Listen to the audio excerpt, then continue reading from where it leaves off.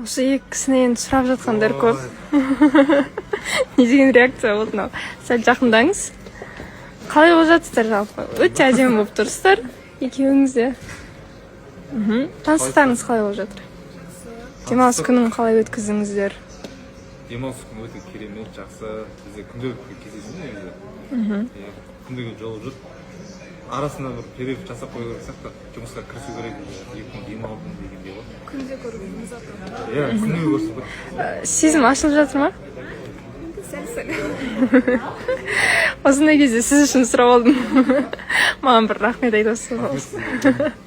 Ойнап айтамын. Осындай бір тәтті болып жүр енді екеуі. Сіздерге сұрақ. Енді сіздерді бірге түсіреміз. Назым, сіз болашақта күйеуіңіздің артынан бір ауылға көш кетуге қалай қарайсыз? Жоқ, дайын емеспін. Дайын емессіз ба? Өзім қалада өсіп тұрғанмын.